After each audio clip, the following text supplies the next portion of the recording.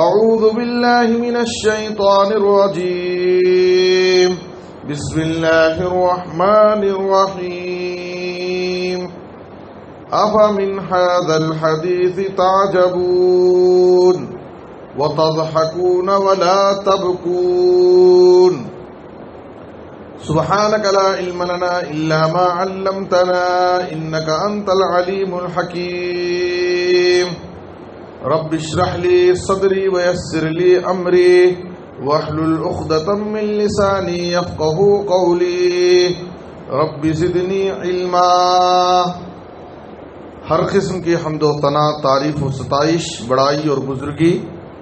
عظمت و کبریائی صرف اللہ رب العالمین کے لیے لائق اور زیبا ہے۔ درود و سلام ہو ہم سب کے آخری نبی جناب محمد الرسول اللہ صلی اللہ علیہ وسلم پر۔ محترم حضرات، آج خطبہ جمعہ میں آپ حضرات کے سامنے جس موضوع پر مجھے گفتگو کرنی ہے وہ ہے نجات کا راستہ کیا ہے۔ نجات یعنی دنیا کی نجات، اور سب سے بڑی نجات آخرت میں نجات۔ آخرت میں اللہ کے عذاب سے نجات، جہنم کے عذاب سے نجات، اور دنیا میں آفتوں سے، بلاؤں سے، پریشانیوں سے، مصیبتوں سے، دکھوں اور غموں سے نجات کا راستہ کیا ہے۔ تو دنیا اور آخرت دونوں جہاں میں نجات اور کامیابی کا راستہ کیا ہے، اس موضوع پر آج آپ کے سامنے گفتگو ہوگی۔ اور اس موضوع کے لیے نبی صلی اللہ علیہ وسلم کی ایک حدیث جو سنن ترمذی میں ہے، اسی کی روشنی میں آپ کے سامنے باتیں عرض کی جائیں گی۔ صحابی رسول عقبہ بن عامر رضی اللہ تعالیٰ عنہ نے ایک مرتبہ نبی صلی اللہ علیہ وسلم سے نجات کے بارے میں سوال کیا۔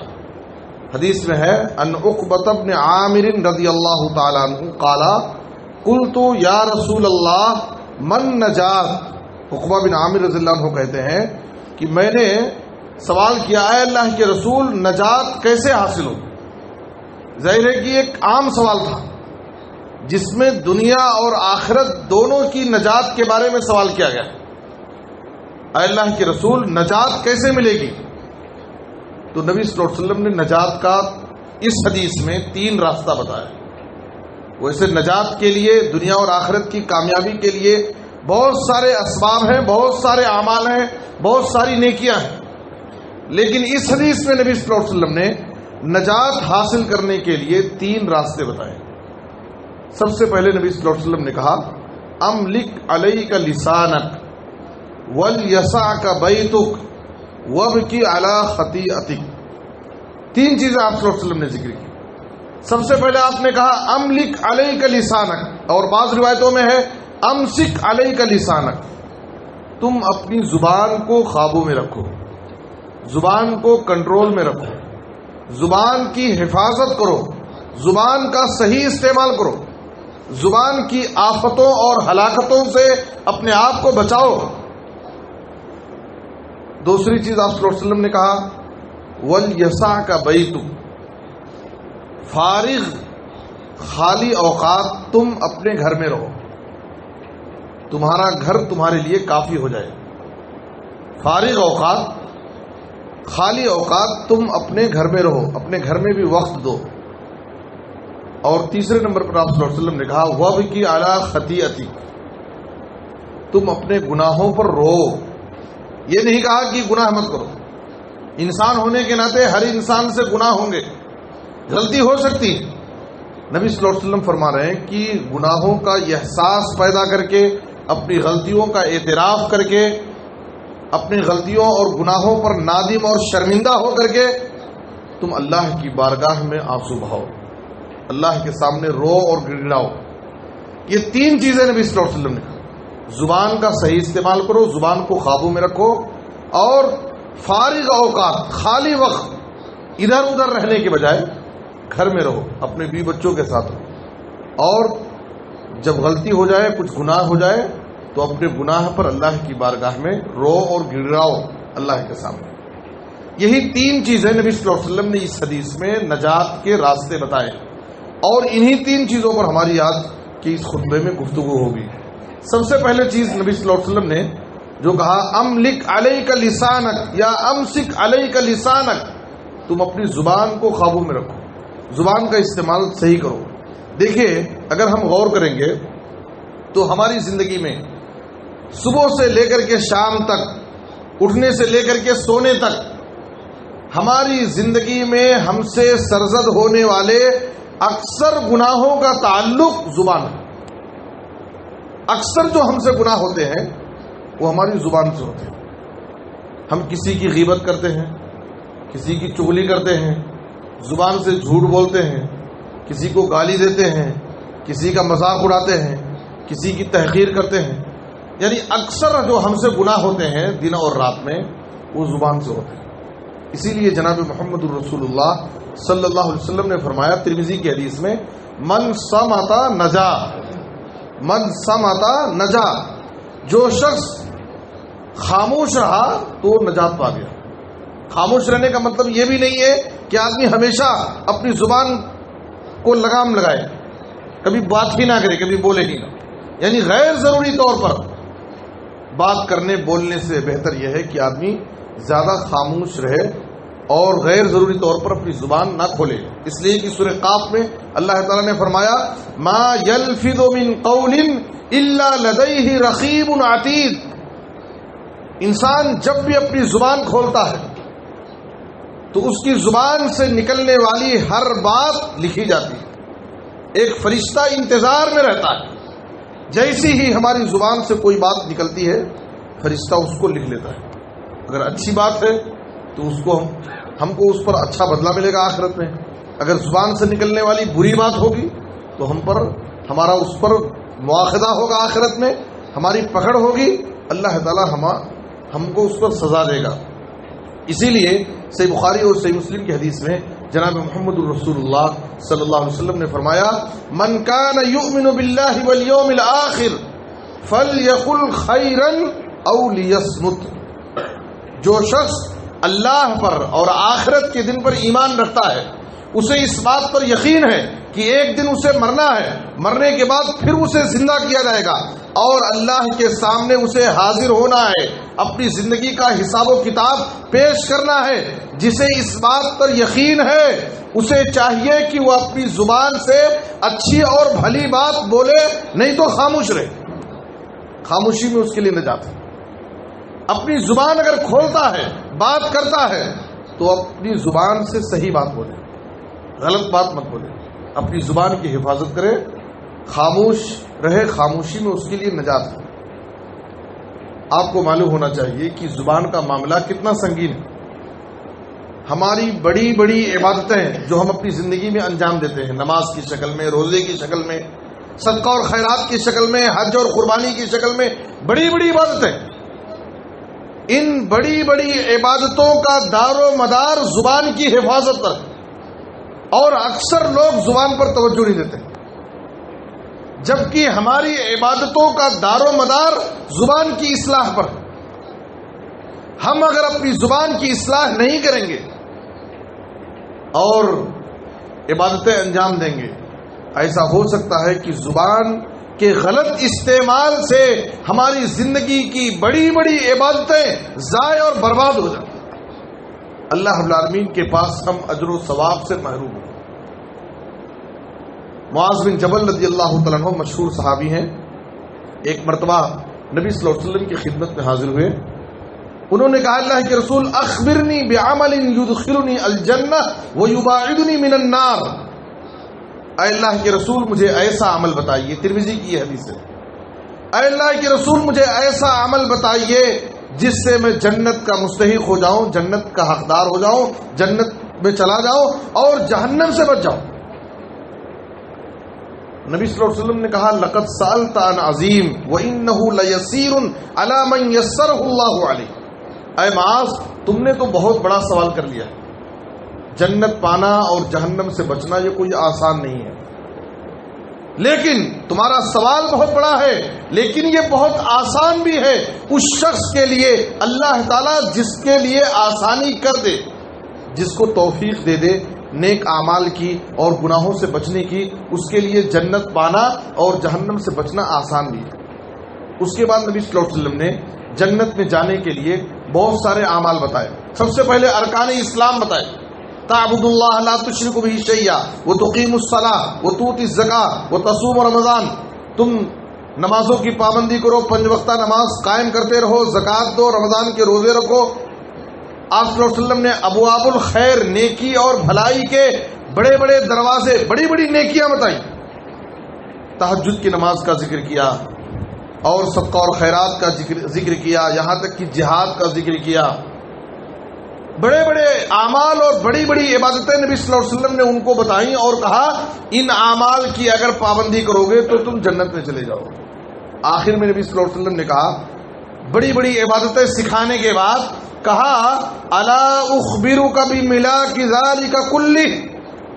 اے معاذ کیا میں تمہیں ایک ایسی چیز نہ بتاؤں جس پر ان ساری عبادتوں کا دار و مدار ہے؟ اگر تم اس چیز کی حفاظت کرو گے تو تمہاری عبادتیں اللہ کے پاس قبول ہوں گی، محفوظ رہیں گی، لیکن اگر اس چیز کی حفاظت نہیں کرو گے تو تمہاری عبادتیں اللہ کے پاس ضائع ہو سکتی ہیں۔ معاذ بن جبل نے کہا، اللہ کے رسول وہ چیز کون سی ہے جس پر ان ساری عبادتوں کا دار و مدار ہے؟ فأخذ بلسانی، تو نبی صلی اللہ علیہ وسلم اپنی زبان پکڑ لیے، زبان پکڑ کر کے اشارہ کر کے دکھایا اور کہا، کف علیک ھذا، اس کو روک کے رکھو، اس کو خوابوں میں رکھو، اس کو آزاد مت چھوڑ دو، دل میں جو آئے بکتے رہو۔ اس زبان کا صحیح استعمال۔ معاذ بن جبل پریشان ہو گئے، بڑی بڑی عبادتوں کا دار و مدار زبان کی حفاظت پر ہے۔ کہا، اللہ کے رسول وَإِنَّا لَمُؤَاخَذُونَ بِمَا نَتَكَلَّمُ یا رسول اللہ، اے اللہ کے رسول کیا ہم آپس میں جو بات چیت کرتے ہیں اس پر بھی ہمارا مواخذہ ہوگا، اس پر بھی ہماری پکڑ ہوگی؟ نبی صلی اللہ علیہ وسلم نے کہا، ثقلتک امک یا معاذ وهل يكب الناس في النار على وجوههم الا حصائد السنتهم، اے معاذ کیا تم اس بات کو بھول گئے، تمہاری ماں تمہیں گم کرے، قیامت کے دن سب سے زیادہ جس وجہ سے لوگ جہنم میں جائیں گے وہ اپنی زبان کا غلط استعمال کرنے کی۔ زبان کے معاملے میں کل قیامت کے دن سب سے زیادہ لوگ جہنم میں ڈالے جائیں گے۔ میرے بزرگ اور دوستو، اس لیے نبی صلی اللہ علیہ وسلم نے اس حدیث میں نجات کے لیے زبان کی حفاظت بتایا کہ نجات چاہتے ہیں آدمی اگر اپنی زبان کا صحیح استعمال کرے، زبان کی حفاظت کرے تو دنیا میں بھی وہ لوگوں کے نزدیک محبوب رہے گا، دنیا میں بھی لوگ اس کو پسند کریں گے۔ ایسا انسان جو اپنی زبان کا صحیح استعمال کرتا ہے، میٹھی بات بولتا ہے، اپنی زبان سے کسی کو تکلیف نہیں دیتا ہے، لوگوں میں بھی وہ محبوب ہوتا ہے، لوگ بھی اس کو اپنے قریب کرتے ہیں اور اللہ رب العالمین کی نظر میں بھی وہ محبوب ہو جائے گا۔ دنیا اور آخرت دونوں جگہ اس کو نجات مل جائے گی۔ زبان کا معاملہ کتنا اہم ہے۔ صحابہ کرام کی مجلس میں نبی صلی اللہ علیہ وسلم نے اعلان کیا، وہ صحابہ جو زبان کے معاملے میں بہت زیادہ محتاط تھے، ہمیشہ اپنی زبان کو اللہ کے ذکر میں مصروف رکھتے تھے، جن کی زبان سے کبھی کوئی غلط بات نہیں نکلتی تھی۔ مقدس صحابہ جن کی پاکیزگی کی گواہی عرش والے نے دی، ان صحابہ کی مجلس میں نبی صلی اللہ علیہ وسلم نے اعلان کیا، من یضمن لی ما بین لحییہ وما بین رجلیہ اضمن لہ الجنہ۔ اے صحابہ تمہاری اس مجلس میں کون ہے جو مجھے اس بات کی ضمانت دے کہ میں اپنی زندگی میں اپنی زبان اور اپنی شرمگاہ کی حفاظت کروں گا، میں اسے اسی مجلس میں جنت کی ضمانت دیتا ہوں۔ ضمانت دینے والے، گارنٹی لینے والے اللہ کے رسول ہیں، اور وہ بھی کس بات کی ضمانت؟ جنت کی ضمانت، کوئی معمولی چیز نہیں۔ آپ صلی اللہ علیہ وسلم نے گارنٹی لی، ضمانت لی کہ اگر کوئی شخص اپنی زندگی میں اپنی زبان اور اپنی شرمگاہ کی حفاظت کر لے، میں اسے جنت کی ضمانت دیتا ہوں۔ اس لیے زبان کا معاملہ بہت ہی اہم ہے۔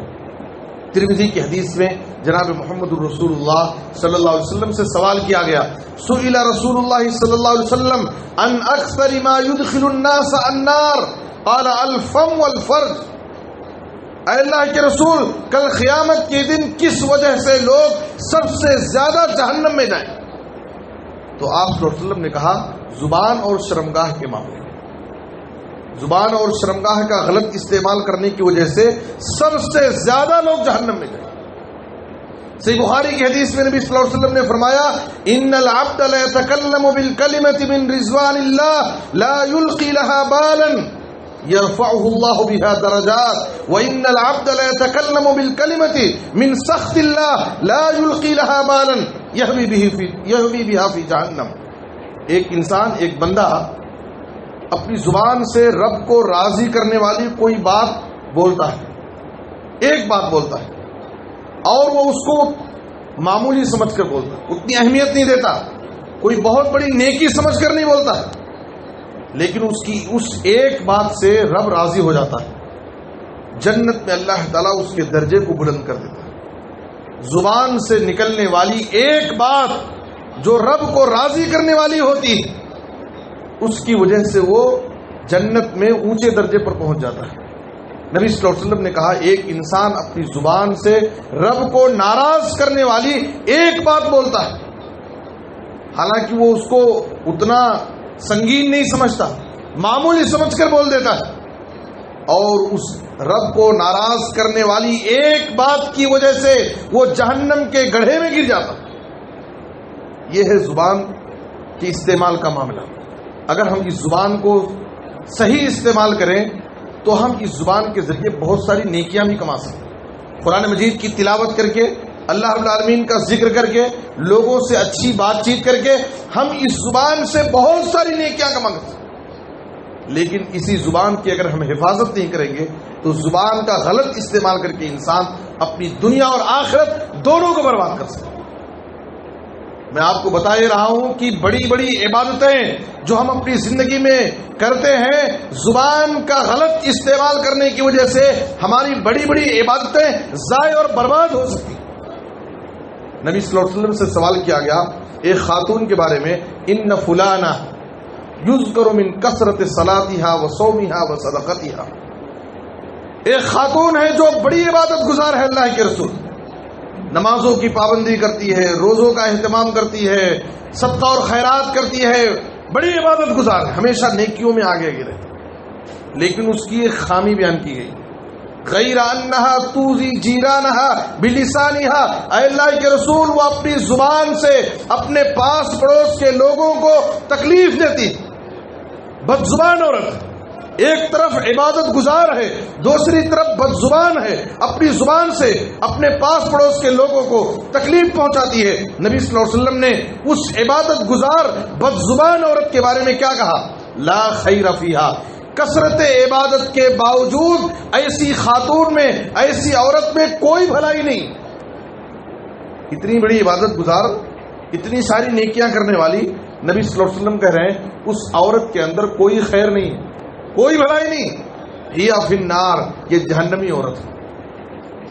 ہمیں اپنی عبادتوں پر بڑا ناز ہے، ہمیں اپنی عبادتوں پر بڑا ناز ہے، ہم اپنی زندگی میں یہ عبادت کرتے ہیں، یہ نیکیاں کرتے ہیں، لیکن اگر ہم اپنی زبان کا صحیح استعمال نہیں کریں گے، زبان کی حفاظت پر اگر ہم توجہ نہیں دیں گے تو ہماری عبادتیں برباد ہو سکتی ہیں، اللہ کے پاس ہم اجر و ثواب سے محروم ہو سکتے ہیں۔ ایک دوسری عورت کے بارے میں آپ سے سوال کیا گیا، اللہ کے رسول نفل عبادت تو نہیں لیکن جو فرض نمازیں ہیں وہ پڑھتی ہے، فرض رمضان کے روزے رکھتی ہے اور جتنا ہو سکے صدقہ اور خیرات بھی کرتی ہے، لیکن وہ اپنی زبان کی حفاظت کرتی ہے، اپنی زبان سے کسی کو تکلیف نہیں دیتی ہے۔ نبی صلی اللہ علیہ وسلم نے کہا کم عبادت کے باوجود یہ عورت کل قیامت کے دن جنت میں جائے گی۔ یہ زبان کی حفاظت کا معاملہ ہے، اسی لیے نبی صلی اللہ علیہ وسلم نے کہا دنیا اور آخرت میں اگر تم نجات حاصل کرنا چاہتے ہو تو تمہیں اپنی زبان کی حفاظت کرنا پڑے گا، اپنی زبان کو قابو میں رکھو، اپنی زبان کو کنٹرول میں رکھو، اپنی زبان کا صحیح استعمال کرو۔ زبان کا معاملہ اللہ کے نزدیک بہت ہی اہم ہے۔ دوسرے نمبر پر نبی صلی اللہ علیہ وسلم نے کیا فرمایا؟ وَلْيَسَعْكَ بَيْتُكَ، تمہارا گھر تمہارے لیے کافی ہو جائے۔ فارغ اوقات، خالی اوقات ایک مرد کی ذمہ داری ہے، کسب معاش کے لیے دوڑ بھاگ کرنا، تجارت کرنا، کاروبار کرنا، باہر اس کے اوقات زیادہ صرف ہوتے ہیں، ضروری ہے اس کے لیے باہر جانا، لیکن نبی صلی اللہ علیہ وسلم کا فرمان یہ ہے کہ جب تم فارغ اوقات ہو اپنی ضروریات سے، اپنے کاموں سے، اپنے کاروبار سے، جب تم فارغ ہو جاؤ تو اپنا قیمتی وقت دوستوں میں ادھر ادھر ضائع کرنے کے بجائے، گپ مارنے کے بجائے، تمہارا خالی وقت، فارغ وقت تمہارے گھر میں اپنے بیوی بچوں کے ساتھ گزارو۔ تم باہر کے فتنوں سے بھی محفوظ رہو گے، گناہوں سے بھی محفوظ رہو گے، اور گھر میں تمہاری بہت بڑی ذمہ داری ہے، بیوی بچوں کی تربیت کی تمہاری بہت بڑی ذمہ داری، تم اس ذمہ داری کو ادا کر سکتے ہو۔ میرے بزرگوں، دوستو، اس ترقی یافتہ زمانے میں اور تیز رفتار زمانے میں آج لوگوں کا ایک بہت بڑا مسئلہ یہ ہے کہ گھر میں وقت دینا یہ آج مردوں کے لیے بہت بڑا مسئلہ بن گیا۔ لوگ تجارتوں میں، کاروبار میں اور باہر کی زندگی میں اتنا مصروف ہے کہ بیوی بچوں کے لیے ان کے پاس وقت ہی نہیں۔ ذرا ہم سنجیدگی سے غور کریں کہ ہم دن بھر میں 24 گھنٹے میں اپنے بچوں کے ساتھ بیٹھ کر کے باقاعدہ ان کے مسائل کو سننے کے لیے، ان سے بات چیت کرنے کے لیے کتنا وقت دیتے ہیں۔ وقت دینے کا مطلب یہ نہیں ہے کہ یہ پوچھ لینا کہ کھانا کھائے کیا، اسکول گئے کیا، ٹیوشن گئے کیا، یہ وقت دینے کا مطلب نہیں ہے۔ ان کے ساتھ وقت گزارنا، بیٹھ کر کے ان کی تربیت کرنا، ان کے زندگی کے مسائل کو سننا، ان کے پاس جو مسائل ہیں، پریشانیاں، ان کو حل کرنا۔ آج بہت کم لوگ ہیں جو اپنے بیوی بچوں کے لیے باقاعدہ فرصت سے ان کے ساتھ بیٹھتے ہوں اور ان کو وقت دیتے ہوں اور ان کی تربیت کے لیے ٹائم نکالتے ہوں۔ آج ایک آدمی تجارت سے، کاروبار سے تھکا ماندہ گھر واپس لوٹتا ہے، گھر آنے کے بعد بھی ہمارا وقت موبائل فون میں پورا گزر جاتا ہے۔ شوہر، بیوی، میاں بیوی، والدین سب موبائل فون میں مصروف ہیں۔ بچے اسکول سے، ٹیوشن سے تھکے ماندے آتے ہیں، کھانا کھا کر کے سو جاتے ہیں۔ ماں باپ اور بچوں کے درمیان، ان کے درمیان بہت دوریاں بڑھتی جا رہی ہیں، جس کی وجہ سے بچوں کی صحیح تربیت نہیں ہو رہی ہے اور بچوں میں بہت زیادہ اخلاقی بگاڑ پیدا ہو، اور بچے ماں باپ کے کنٹرول سے باہر نکل رہے ہیں۔ بچوں میں نافرمانی اور بد اخلاقی کے مظاہر آئے دن ہم کو دیکھنے میں مل رہے۔ کتنے ماں باپ ایسے ہیں، بچے ابھی بڑے نہیں ہوئے، بلوغت کے مرحلے کو نہیں پہنچے ہیں، لیکن اپنے ماں باپ کو زبان لڑاتے ہیں۔ ماں باپ اپنے بچوں سے بات کرنے سے ڈرتے ہیں۔ ایک بچہ اپنی رات کا زیادہ حصہ باہر گزارتا ہے، رات میں 12-1 بجے گھر واپس لوٹتا ہے، لیکن ماں باپ کو یہ ہمت نہیں ہے کہ اپنے بچوں سے یہ سوال کریں کہ تو رات میں 11-12 بجے تک گھر سے باہر کہاں تھا۔ ہماری بیٹی گھنٹوں موبائل فون پر کسی سے گفتگو کرتی ہے، لیکن ماں باپ کو یہ ہمت نہیں ہے کہ اپنی بچی سے یہ سوال کریں، آخر تو گھنٹوں موبائل فون پر کس سے بات کرتی۔ بچے ہمارے ہاتھ سے نکل رہے ہیں، ہمارے کنٹرول سے باہر جا رہے ہیں، ہم ہیں دنیا کمانے کے پیچھے پڑے۔ قارون کا خزانہ ہم جمع کر لیں گے، لیکن یہ خزانہ ہمارے گھروں میں رہے گا، زمین ہوگی، جائیداد ہوگی، پراپرٹی ہوگی، اچھے گھر ہوں گے، لیکن یاد رکھو یہ ہماری بد اخلاق نافرمان اولاد ہماری زندگیوں کے چین و سکون کو ختم کر دے۔ کتنے ماں باپ بینک بیلنس ہیں، پراپرٹی ہے، اچھا خوبصورت محل ہے، لیکن پھر بھی خون کے آنسو روتے ہیں، راتوں میں نیندیں نہیں آ رہی ہیں، پریشان ہیں صرف بچوں کے مسئلے کو لے کر۔ جب بچوں کو بنانے کا وقت تھا، بچوں کو سنوارنے کا وقت تھا، بچوں کی تربیت کا وقت تھا، ہم کمانے میں، باہر دوستوں میں گپ مارنے میں اور دنیا کا مزہ حاصل کرنے میں ہم نے اپنے اس قیمتی وقت کو ضائع کر دیا۔ جب بچے ہمارے ہاتھ سے نکل گئے، اس وقت ہمیں افسوس ہوتا ہے اور ہم ہوش میں آتے ہیں، بیدار ہوتے ہیں۔ میرے بزرگوں اور دوستوں، جناب محمد الرسول اللہ صلی اللہ علیہ وسلم نے فرمایا، صحیح بخاری کی حدیث ہے، الرجل راع علی اہل بیتہ وهو مسئول عن رعیتہ والمرأة راعیۃ علی اہل بیت زوجها وولدہ وهي مسئولۃ عنہم۔ اے لوگوں سن لو، ایک مرد اپنے گھر کا ذمہ دار ہوتا ہے، کل قیامت کے دن اس سے اس کی ذمہ داری کے بارے میں سوال کیا جائے گا۔ ذمہ داری یہی نہیں ہے کہ ہم اپنے بیوی بچوں کے لیے ان کی دنیا کا انتظام کر دیں، ان کے لیے رہائش کا انتظام کر دیں، ان کے کھانے پینے کا انتظام کر دیں، یہ دنیاوی انتظام ہے۔ اس سے بڑا مسئلہ جو ایک مرد پر ذمہ داری عائد ہوتی ہے کہ ان کی دنیا سے کہیں زیادہ ان کے دین کی فکر کریں، ان کے ایمان کی فکر کریں، ان کے عقیدے کی اصلاح کریں، ان کی دینی تربیت کریں، ان کی آخرت کو بنانے کی فکر کریں، یہ بہت بڑی ذمہ داری جو ہر مرد پر، ہر سرپرست پر، ہر والدین پر ذمہ داری عائد ہوتی ہے۔ آپ صلی اللہ علیہ وسلم نے کہا وَالْمَرْأَةُ رَاعِيَةٌ عَلَىٰ أَهْلِ بَيْتِ زَوْجِهَا وَوَلَدِهِ وَهِيَ مَسْئُولَةٌ عَنْهُمْ، ایک عورت اپنے شوہر کے گھر اور اس کے بچوں کی ذمہ دار ہوتی ہے، کل قیامت کے دن اس سے اس کی ذمہ داری کے بارے میں سوال کیا جائے گا کہ تو نے اپنی ذمہ داری کتنی ادا کی۔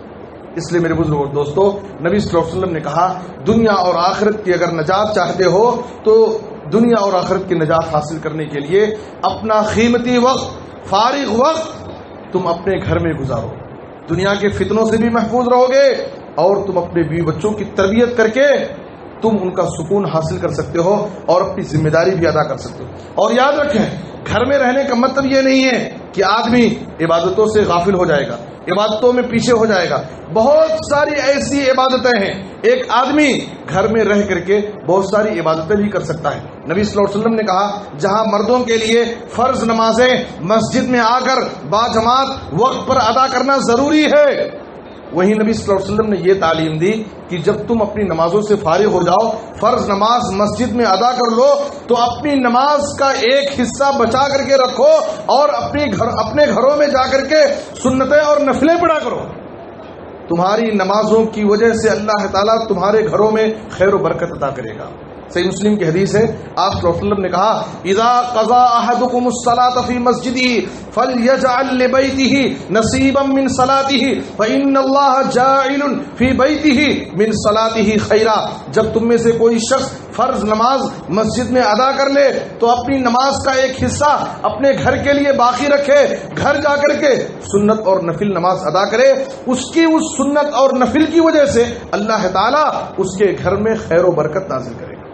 میرے بزرگوں اور دوستو، آج ہمارے گھروں میں نمازوں کی پابندی نہیں، ذکر و اذکار کا اہتمام نہیں، قرآن مجید کی تلاوت نہیں، اور شیطانی اڈے بنے ہوئے گانے بجانے اور فلمیں، سیریل، یہ ساری چیزیں چلتی رہتی ہیں جس کی وجہ سے رحمت کے فرشتے ہمارے گھروں میں داخل نہیں ہو سکتے ہیں اور شیطان ہمارے گھروں میں ٹھکانہ بنا لیتا ہے، جس کی وجہ سے طرح طرح کے مسائل ہمارے گھروں میں پیش آتے ہیں اور ہم الجھنوں کا شکار رہتے ہیں، زندگیوں کا سکون ہمارے گھروں سے غائب ہو گیا ہے۔ نبی صلی اللہ علیہ وسلم کی تعلیم کیا ہے کہ ہم اپنے گھروں میں مرد حضرات سنت اور نفل پڑھیں، گھر کی خواتین اپنی نمازیں گھروں میں ادا کریں۔ آپ صلی اللہ علیہ وسلم نے کہا صحیح مسلم کی حدیث ہے مثل البیت الذی یذکر اللہ فیہ والبیت الذی لا یذکر اللہ فیہ مثل الحی والمیت، اس گھر کی مثال جس گھر میں اللہ کا ذکر ہوتا ہے اور اس گھر کی مثال جس گھر میں اللہ کا ذکر نہیں ہوتا ہے، دونوں کی مثال زندہ اور مردہ کی مثال۔ اس کا مطلب یہ ہے جس گھر میں اللہ کا ذکر ہوتا ہے اس گھر کے لوگ زندہ ہیں، اور جس گھر میں اللہ کا ذکر نہیں ہوتا اس گھر کے لوگ مردہ ہیں۔ بظاہر زندہ ہیں لیکن مردہ لوگ ہیں، وہ قبرستان ہیں۔ صحیح مسلم کی دوسری حدیث میں آپ صلی اللہ علیہ وسلم نے کہا لا تجعلوا بیوتکم مقابر ان الشیطان ینفر من البیت الذی تقرأ فیہ سورۃ البقرہ، اے لوگو اپنے گھروں کو قبرستان مت بناؤ۔ قبرستان مت بناؤ کا مطلب کیا ہے؟ جس طرح سے قبرستان میں نمازیں ادا نہیں کی جاتی ہیں، اگر ہم اپنے گھروں میں نماز ادا نہیں کریں گے، سنتیں اور نفلیں نہیں پڑھیں گے، گھر کی خواتین گھروں میں نماز نہیں پڑھیں گی تو ہمارے گھر اور قبرستان میں کوئی فرق نہیں رہے گا، گھر قبرستان ہو جائے گا۔ آپ صلی اللہ علیہ وسلم نے کہا جس گھر میں سورہ بقرہ کی تلاوت کی جاتی ہے، قرآن پڑھا جاتا ہے، شیطان اس گھر میں پناہ نہیں لے سکتا، شیطان اس گھر سے بھاگ جائے گا۔ جہاں پر اللہ کا ذکر ہوگا وہاں شیطان ٹھہر نہیں سکتا ہے، بلکہ رحمت کے فرشتے وہاں پر داخل ہوں۔ اس لیے میرے بزرگوں اور دوستوں، ہمیں اپنا خالی وقت، فارغ وقت اپنے گھر میں گزارنا چاہیے، اور دوستوں میں ٹائم پاس کرنے کے نام پر وقت ضائع کرنے سے ہمیں اپنے آپ کو بچانا چاہیے۔ نبی صلی اللہ علیہ وسلم نے کہا دنیا اور آخرت کی نجات حاصل کرنے کے لیے یہ ایک بہترین نسخہ ہے کہ ہم اپنا فارغ وقت، خالی وقت دوستوں میں ادھر ادھر بیکار گزارنے کے بجائے وہی فارغ وقت ہم اپنے بیوی بچوں کے ساتھ گزاریں، ان کی تربیت کے لیے وقت دیں، اس سے وہ ہماری ذمہ داری بھی ادا ہوگی، ان کی نیک تربیت ہوگی اور گھر میں ہمارے ایک پاکیزہ ماحول قائم ہوگا، بچے نیک بنیں گے اور ہماری زندگیوں میں سکون حاصل ہوگا۔ ایک دوسرا نسخہ تھا۔ اور تیسری چیز نبی صلی اللہ علیہ وسلم نے کہا نجات حاصل کرنے کے لیے، وَبْكِ عَلَىٰ خَطِيئَتِكَ، تم اپنے گناہوں پر رو۔ ہر انسان سے انسان ہونے کے ناطے گناہ ہوتے ہیں، غلطیاں ہو جاتی ہیں، لیکن غلطی ہونا یہ غلط نہیں ہے۔ غلطی ہونے کے بعد آدمی کو اپنی غلطی کا احساس نہ ہو، اس غلطی کا اقرار نہ ہو، اس غلطی پر نادم اور شرمندہ نہ ہو، یہ بہت بڑی غلطی۔ آپ دیکھیں آدم علیہ السلام سے بھی غلطی ہوئی، اللہ کی نافرمانی کر بیٹھے۔ ابلیس سے بھی غلطی ہوئی، ابلیس نے اللہ کے حکم کی نافرمانی کی، لیکن دونوں میں بہت فرق۔ ابلیس اپنی غلطی ماننے کے لیے تیار نہیں، الٹا اس کو صحیح کرنے کے لیے دلیل پیش کر رہا ہے، قیاس آرائی کر رہا ہے اور اپنی غلطی پر اڑے ہوا ہے، ضد کیا ہوا۔ آدم علیہ السلام سے غلطی ہوئی، فوراً ان کو اپنی غلطی کا احساس اور اللہ کی بارگاہ میں توبہ کر لی۔ ربنا ظلمنا انفسنا وان لم تغفر لنا وترحمنا لنکونن من الخاسرین، اے ہمارے رب ہم نے اپنے اوپر ظلم کر لیا ہے، تیرے حکم کی نافرمانی ہم سے ہو گئی ہے، لیکن اے اللہ اگر تو ہمیں معاف نہیں کرے گا، ہم پر رحم نہیں کرے گا تو ہم خسارہ اور نقصان اٹھانے والوں میں سے ہو جائیں۔ آپ دیکھیے غلطی کا کتنا احساس ہے اور اللہ سے معافی مانگنے کا کتنا بہترین طریقہ ہے۔ ایک پیغمبر کی یہ صفت ہے، لیکن ابلیس سے غلطی ہوئی، وہ نہ اپنی غلطی ماننے کے لیے تیار بلکہ وہ اپنی غلطی پر اڑا رہا، جس کی وجہ سے وہ قیامت تک اللہ کی نظر میں ملعون قرار پایا۔ تو نبی صلی اللہ علیہ وسلم نے کہا، ترمذی کی حدیث ہے، کل بنی آدم خطاء وخیر الخطائین التوابون، ہر ابن آدم ہر انسان سے غلطی ہو جاتی ہے، لیکن غلطی کرنے والوں میں بہترین لوگ وہ ہیں جو غلطی کے بعد اس غلطی کا احساس پیدا کر کے اس پر شرمندہ ہو کر کے اللہ رب العالمین کی بارگاہ میں توبہ اور استغفار کر لیتے ہیں۔ میرے بزرگوں اور دوستو، اللہ کی بارگاہ میں جب ایک انسان اپنی غلطیوں کا اعتراف کر کے، اپنے گناہوں کو یاد کر کے، اللہ کے عذاب اور سزاؤں کو یاد کر کے جب اللہ کی بارگاہ میں آنسو بہاتا ہے، اللہ رب العالمین کو یہ آنسو اتنا پسند ہے کہ آپ کی آنکھ سے نکلنے والے آنسو جہنم کی آگ کو آپ پر حرام کر سکتے۔ جناب محمد الرسول اللہ صلی اللہ علیہ وسلم نے فرمایا، لا یلج النار رجل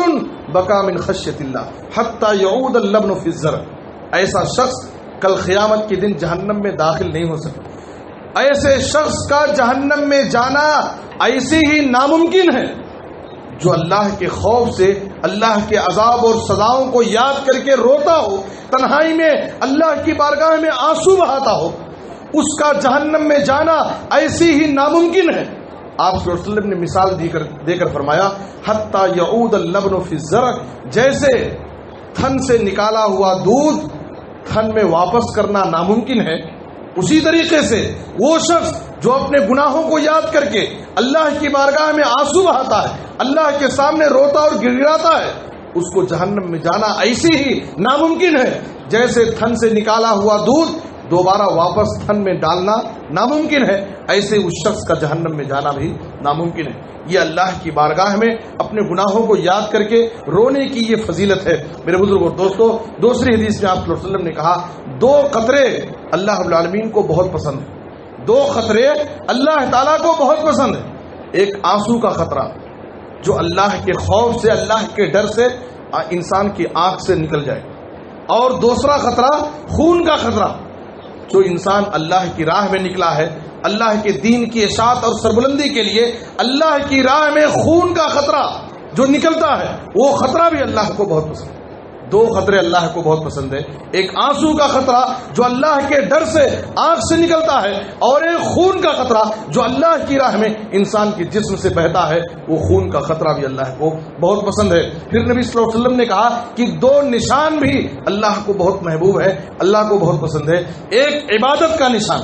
جب آدمی فرائض اور واجبات کی ادائیگی کرتا ہے، اللہ کی عبادت کرتا ہے، تو اس کے جسم میں، اس کے اعضاء میں جو نشانات پڑتے ہیں، وہ نشان عبادت کا نشان بھی اللہ کو بہت پسند ہے. اور دوسرے زخم کا نشان، وہ بھی زخم اللہ کی راہ میں لڑتے ہوئے جو اس کو زخم لگتا ہے، اس زخم کا نشان بھی اللہ رب العالمین کو بہت پسند ہے. اور کل قیامت کے دن جب سورج ہمارے سروں کے اوپر ہوگا، سارے لوگ پسینے میں ڈوبے ہوں گے، وہاں پر کوئی سایہ نہیں ہوگا. نبی صلی اللہ علیہ وسلم نے کہا اللہ تعالیٰ اپنے فضل سے کچھ خوش نصیب بندوں کو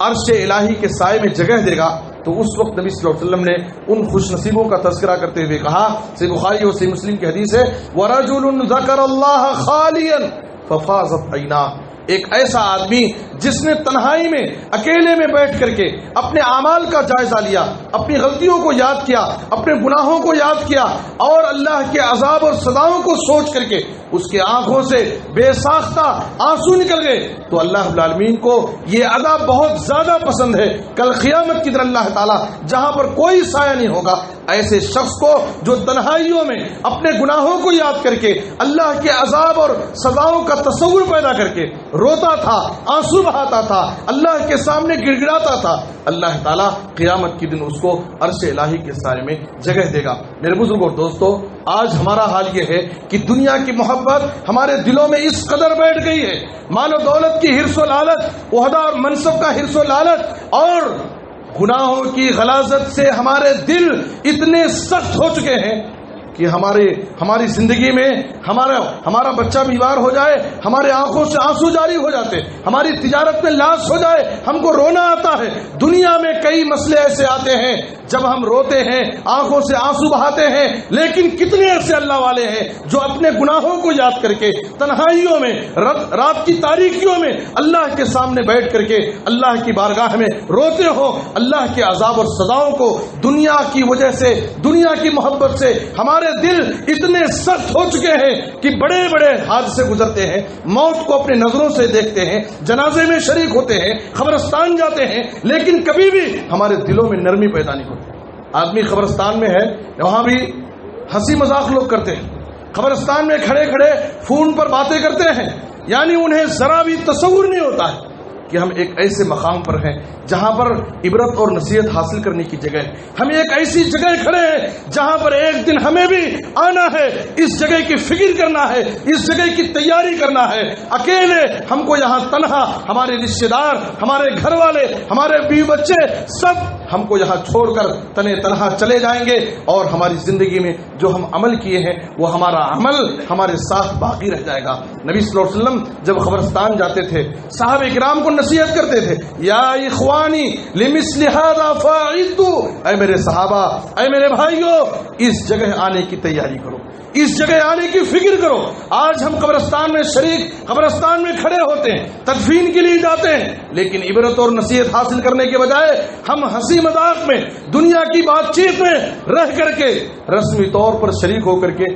تدفین سے واپس آ جاتے ہیں، جنازوں میں شریک ہوتے ہیں، موت کو اپنے نظروں سے دیکھتے ہیں، لیکن کبھی بھی ہمارے دلوں میں نرمی پیدا نہیں ہوتی. کیوں؟ اس لیے کہ دنیا کی محبت نے، مال و دولت کی حرص و ہوس نے ہمارے دلوں کو اتنا سخت کر دیا ہے. قرآن نے کہا ثم قست قلوبکم من بعد ذلک فہی کالحجارۃ او اشد قسوہ وان من الحجارۃ لما يتفجر منه الانہار. تمہارے دل تو پتھر سے بھی زیادہ سخت ہو چکے ہیں. پتھر بھی ایسے ہیں، پتھروں سے پانی کا چشمہ نکل جاتا ہے. پتھر ایسے ہیں جن سے نہریں جاری ہو جاتی ہیں. بعض پتھر ایسے ہیں، پہاڑ ہیں جو اللہ کے ڈر سے گر جاتے ہیں. پتھروں میں بھی اللہ تعالیٰ نے تاثیر رکھی ہے، لیکن تمہارے دلوں کا حال تو یہ ہے کہ تمہارے دل پتھر سے بھی زیادہ سخت. میرے بزرگوں اور دوستو، ہمیں سنجیدگی کی سوچنا چاہیے. واعظ و بیان ہم سنتے ہیں، نصیحتیں ہمارے سامنے کی جاتی ہیں، خطبات میں ہم شریک ہوتے ہیں، بیانات میں حاضر ہوتے ہیں، لیکن اثر بھی یہ ہوتا ہے تو مجلس کی حد تک تھوڑی دیر تک اثر ہوتا ہے، لیکن پھر ہمارے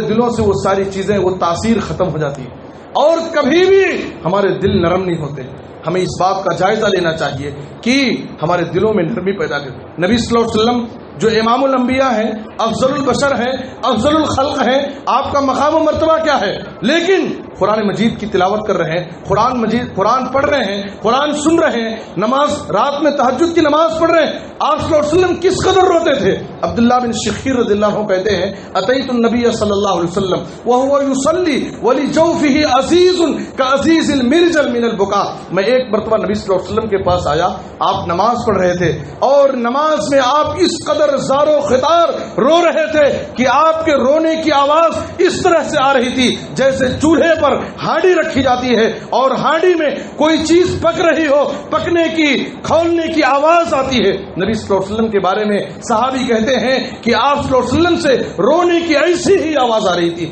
اس حال میں کہ آپ اللہ کے سامنے کھڑے ہو کر کے نماز پڑھتے تھے۔ عبداللہ بن مسعود رضی اللہ عنہ سے ایک مرتبہ نبی صلی اللہ علیہ وسلم نے کہا اے ابن مسعود مجھے کچھ قرآن پڑھ کر کے سناؤ۔ عبداللہ بن مسعود نے کہا اے اللہ کے رسول اقرأ علیک وعلیک انزل، میں آپ کے سامنے قرآن پڑھوں؟ پورا قرآن تو اللہ نے آپ پر نازل کیا ہے۔ نبی صلی اللہ علیہ وسلم نے کہا انی احب ان اسمعه من غیری، اے ابن مسعود آج میری خواہش یہ ہے کہ میں دوسرے سے قرآن سننا چاہتا ہوں۔ قرآن پڑھنا، قرآن کی تلاوت کرنا جہاں عبادت ہے، قرآن کو سننا ثواب کی نیت سے یہ بھی عبادت ہے۔ آپ صلی اللہ علیہ وسلم پر اللہ نے پورا قرآن نازل کیا، لیکن نبی صلی اللہ علیہ وسلم کبھی کبھار صحابہ کرام سے قرآن سنتے تھے۔ عبداللہ بن مسعود نے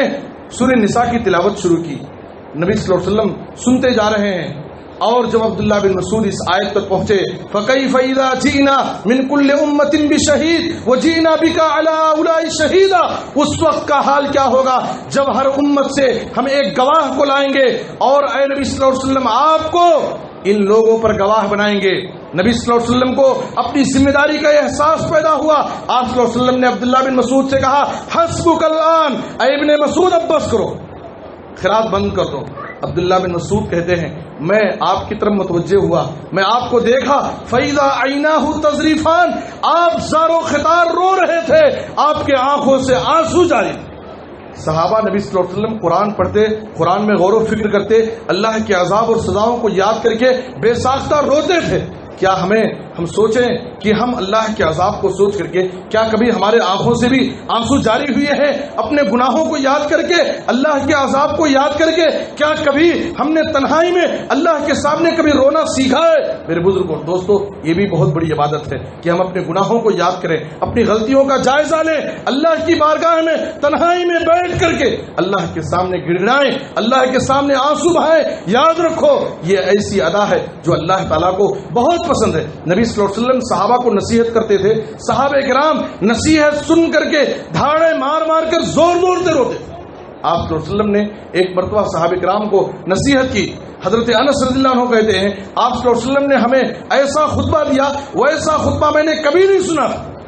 آپ صلی اللہ علیہ وسلم نے کہا لو تعلمون ما اعلم لضحكتم قليلا ولبكيتم كثيرا، اے صحابہ جو میں بات جانتا ہوں اللہ کی عظمت کے حوالے سے، اللہ تعالیٰ نافرمانوں کے لیے کتنا سخت عذاب تیار کر رکھا ہے، جو میں جانتا ہوں اگر تمہیں پتہ چل جائے تو تمہاری زندگی سے ہنسی ختم ہو جائے، کبھی ہنسو گے نہیں، تمہاری زندگی میں تم ہمیشہ روتے ہی زندگی گزارتے ہو۔ صحابہ کرام یہ سن کر کے زور زور سے دھاڑے مار کر رونے لگے۔ حضرت ارباز بن ساریہ رضی اللہ عنہ کہتے ہیں وعظنا رسول اللہ صلی اللہ علیہ وسلم موعظۃ بلیغۃ وجلت منها القلوب وظرفت منها العیون، ایک مرتبہ آپ صلی اللہ علیہ وسلم نے ایک مرتبہ ہمیں ایسا بلیغ اور مؤثر خطاب کیا کہ ہمارے دل دہل گئے اور ہماری آنکھوں سے آنسو جاری ہو گئے۔ اس لیے میرے بزرگ اور دوستو، اپنے گناہوں کو یاد کر کے اللہ کی بارگاہ میں آنسو بہانا، اللہ کے سامنے رونا اور گڑگڑانا، یہ ادا بھی اللہ تعالیٰ کو بہت پسند ہے۔ ظاہر ہے کہ جو انسان گناہوں کو یاد کر کے، اللہ کے عذاب کو یاد کر کے روئے گا، وہ انسان گناہ کے قریب نہیں جائے گا، وہ اللہ کی کبھی نافرمانی نہیں کرے گا، ہمیشہ اللہ سے ڈر کر زندگی گزارے گا۔ میں نے آپ کے سامنے نجات کے لیے 3 راستے بیان کیے ہیں دنیا اور آخرت میں۔ اگر ہم کامیابی اور نجات حاصل کرنا چاہتے ہیں، سب سے بڑی نجات اللہ کے عذاب سے، آخرت میں جہنم کے عذاب سے نجات چاہتے ہیں، تو ہمیں اس حدیث کی روشنی میں 3 چیزوں کا اہتمام کرنا ہے۔ ہمیشہ ہر حال میں ہم اپنی زبان کی حفاظت کریں، اپنی زبان کا غلط استعمال نہ کریں، اس لیے کہ زبان ہی کی وجہ سے ہمیں آخرت میں کامیاب ہوں گے اور جنت میں جائیں گے۔ زبان کا غلط استعمال کرنے کی وجہ سے ہماری عبادتیں بھی ضائع اور برباد ہو سکتی ہیں۔ اور دوسری ذمہ داری یہ ہے کہ ہم اپنا فارغ وقت، خالی اوقات بیکار بازاروں میں دوستوں میں ٹائم پاس کرنے کے بجائے، وقت برباد کرنے کے بجائے ہم اپنے خالی اوقات اپنے گھروں میں رہیں اور اپنے بیوی بچوں کی تربیت میں اپنے اوقات کو گزاریں، ان کے لیے ٹائم دیں۔ اس سے ہماری ذمہ داری بھی ادا ہوگی، بچوں کی تربیت بھی ہوگی، ہمارے گھروں میں پاکیزہ ماحول قائم ہوگا، زندگی میں سکون ہوگا، اور گھر میں رہتے ہوئے بھی ہم اللہ کا ذکر کر کے، قرآن کی تلاوت کر کے اجر و ثواب بھی حاصل کر سکتے ہیں۔ اور تیسری چیز یہ ہے کہ ہم اپنے گناہوں کو یاد کر کے اللہ کی بارگاہ میں روئیں اور گڑگڑائیں، آنسو بہائیں، ضرور اللہ تعالیٰ ہمارے گناہوں کو معاف کرے گا اور آخرت میں ہم کامیاب ہوں گے۔ اللہ سے دعا ہے کہ اللہ تعالیٰ یہ باتیں ہمیں سمجھنے اور ان پر عمل کرنے کی توفیق عطا فرمائے، دنیا اور آخرت میں اللہ تعالیٰ ہمیں کامیابی نصیب فرمائے، دنیا اور آخرت کی سعادت اور نجات عطا فرمائے۔ اے اللہ جو بھی بیمار ہیں انہیں شفائے عاجل کامل عطا فرما، جو مقروض ہیں انہیں ادائیگی قرض کی کوئی آسان سبیل پیدا فرما۔ اے اللہ پورے عالم میں اسلام اور مسلمانوں کو عزت، ترقی اور غلبہ نصیب فرما، جہاں بھی مسلمان مظلوم اور پریشان حال ہیں مظلوم مسلمانوں کی اے اللہ تو ان کی حفاظت فرما، ان کی غیبی مدد فرما۔ اے اللہ ہمیں کتاب و سنت پر عمل کرنے کی توفیق دے، ہر قسم کے حادثات سے، بلاؤں، آفتوں، بیماریوں، پریشانیوں سے اللہ ہم سب کو محفوظ رکھے۔ جب خاتمہ ہو تو خاتمہ بالخیر، کلمہ توحید پر وفات دے، آمین تقبل یا رب العالمین۔ وصلی اللہ علی نبینا محمد وآلہ وصحبہ اجمعین۔ بارک اللہ لنا ولکم فی القرآن العظیم ونفعنی وإیاکم بالآیات والذکر الحکیم، انہ تعالی جواد کریم ملک بر رؤوف الرحیم۔